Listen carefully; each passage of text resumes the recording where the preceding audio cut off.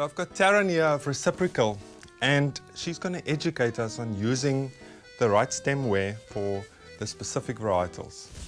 You also bring in wine, but we'll talk about that later. Welcome, and thanks for making the time to come and visit us. Thank you so much for having me. Yeah, so I have brought some incredible glasses for you today, and to do exactly that, Riedel Glassware have pioneered this creation of a glass for each specific varietal. Riedel Glass is 250 years old, so goes back generations. Currently in the 11th generation and managed by the family still.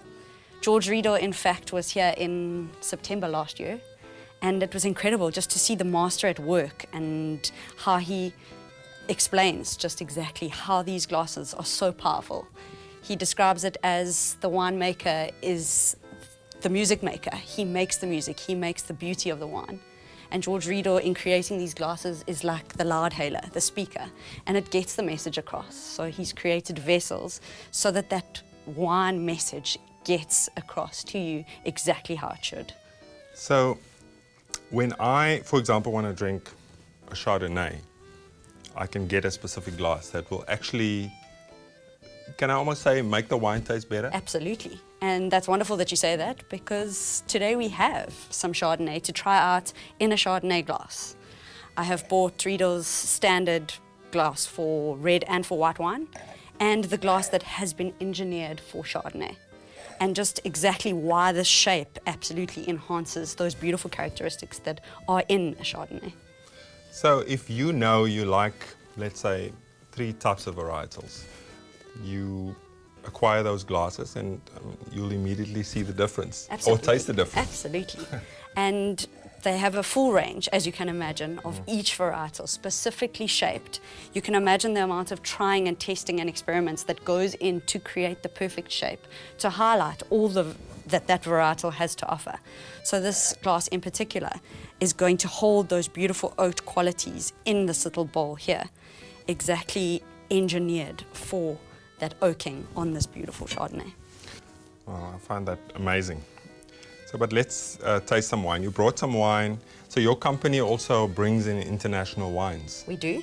And you brought 2 examples of that today. I did. I brought some quite special wines I brought from France, and I will give you a little 101 on the French wine as we go along. But if you'd like to let me demonstrate this concept to you.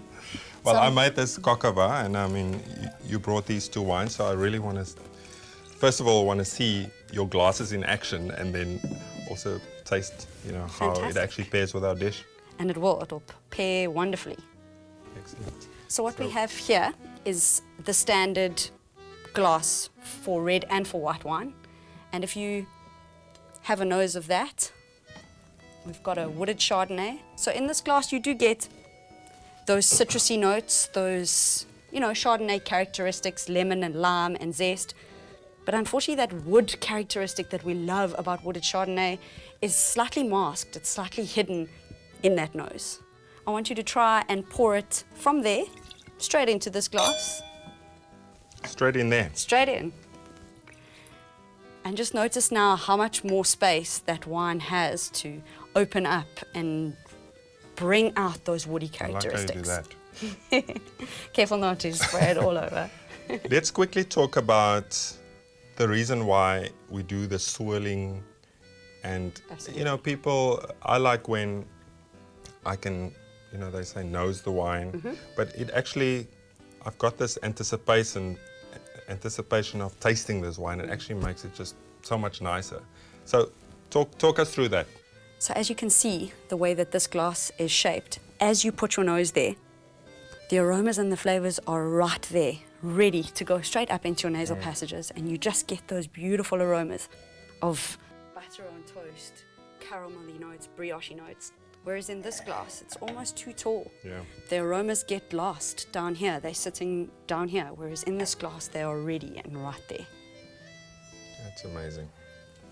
If you'd like to go back to this glass and we'll taste it. So back into a standard everyday glass that you'd find in any home, in any restaurant. And let's taste out of here. And the essence of tasting is to notice as it enters your palate where it goes onto your tongue. So how it enters your mouth, what kind of flavors and aromas you get because of the direction of where it hits your palate. You've got salty, sweet, acid, bitter, and this wine is going to pour on a designated area on your palate. So let's have a taste of that. And you can see it hits your acid receptors at the back of your palate. Almost again masking that beautiful oakiness that we had before. So let's do it properly. Let's go into the Riedel Chardonnay glass. Back in there. Back in there. And now again, notice to a different place that the wine is poured onto your palate.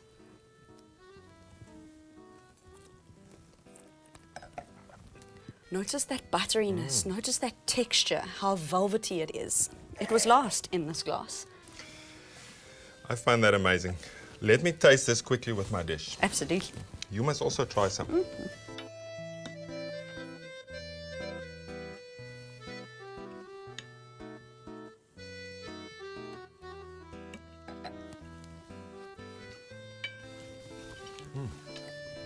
Talk us through the other wine you brought. Sure. I've brought a Pinot Noir from Burgundy in France as well. So this now is a Burgundy glass from Riedel, and you will notice that they are very similar in shape. They are the same mold until you just get slightly higher. It almost closes at the top, Absolutely. slightly. So Pinot Noir, you can have a look from the color, is a very light-skinned grape, which means less color. If you have a look at that color, it's beautiful light and not very heavily dark. This glass has been, again, engineered to manage those tannins, to manage the elegance that Pinot Noir is. So if you put your nose in there, again, notice where that aroma is. It's right on the cusp of that glass. Cherries and berries and raspberries and blueberries. It's gorgeous. Let's have a taste of that. And this glass is managing the elegance of the wine. It's soft, it's sweet, it's subtle, but you get all of those textures and aromas purely because of how this glass is shaped and where it is falling onto your palate. Sweet, juicy notes in the front of your palate, which is exactly what you want from a Pinot Noir.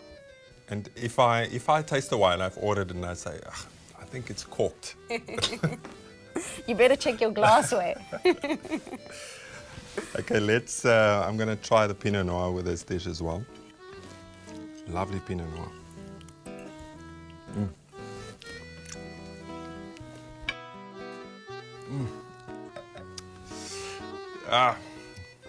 Not an easy decision, but I think I've made up my mind. I've chosen the Pinot Noir. Fabulous. It was my choice as well. I really think it, I mean, first of all, I love the wine. Not that I didn't like the Chardonnay, but this was just the winner. With this dish, I used not a full-bodied red wine in this dish, but we did bring it down a little bit, reduced it quite a lot, so it's quite intense. But this light Pinot Noir just stood up to that. So I was very, very impressed, and I love the berry flavors in there, and it just picked up with all the flavors in the dish as well. So, yeah, that's my choice. What do you think? Absolutely. Pinot Noir happens to be one of my favorites as well. And in particular, this Pinot Noir from France, they really just do know how to get it right. And in French tradition, what it comes down to is what's called terroir.